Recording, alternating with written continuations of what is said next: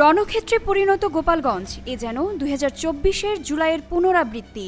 গোপালগঞ্জের সারা শহরে ছড়িয়ে পড়েছে সংঘর্ষ, মুহুর্মুহু হচ্ছে হামলা। পরিস্থিতি নিয়ন্ত্রণে আনতে 144 ধারা জারি করেছে প্রশাসন।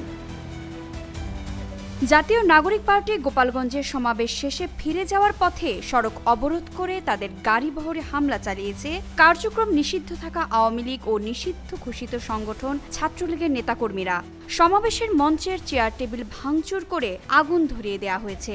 এতেই রণক্ষেত্রে পরিণত হয় গোপালগঞ্জ শহর। আজ বুধবার বেলা 2:45টার দিকে শহরের পৌর পার্কে তাদের উপর হামলার ঘটনা ঘটে।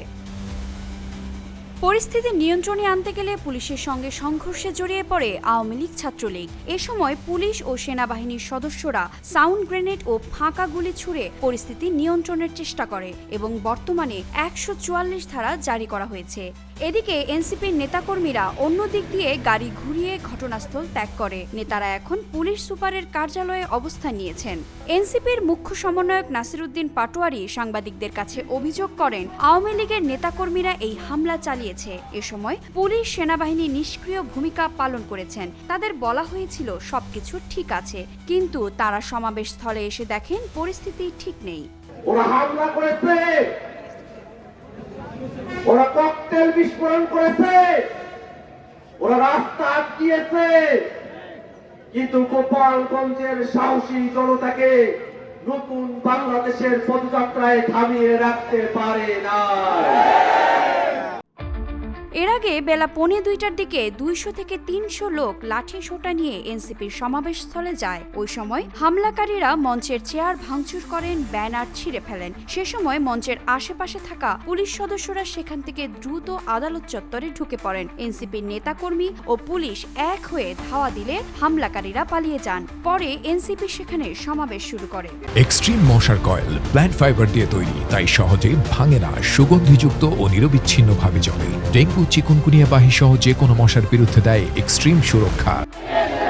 দুপুর 2টার আগেই দলটির আহ্বায়ক নাহিদ ইসলামের নেতৃত্বে কেন্দ্রীয় নেতারা মঞ্চে ওঠেন। 2টা থেকে বক্তব্য দেওয়া শুরু করেন। সেখানে প্রথমে মাইক হাতে কথা বলেন দলের উত্তরাঞ্চলের মুখ্য সংগঠক সার্জিস আলম। এরপর মাইক হাতে নিয়ে টানা স্লোগান দিয়ে সমাবেশস্থল মুখর করে রাখেন এনসিপির দক্ষিণাঞ্চলের মুখ্য সংগঠক হাসনাত আব্দুল্লাহ।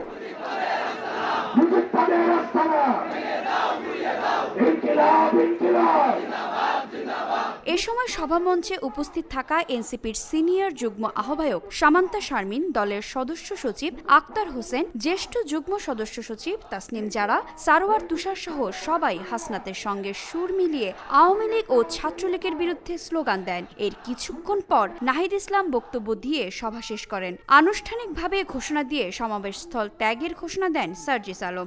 এরপরই পৌর পার্ক এলাকা ত্যাগ করার কিছু সময় পর হামলার মুখে পড়ে এনসিপির গাড়িবহর।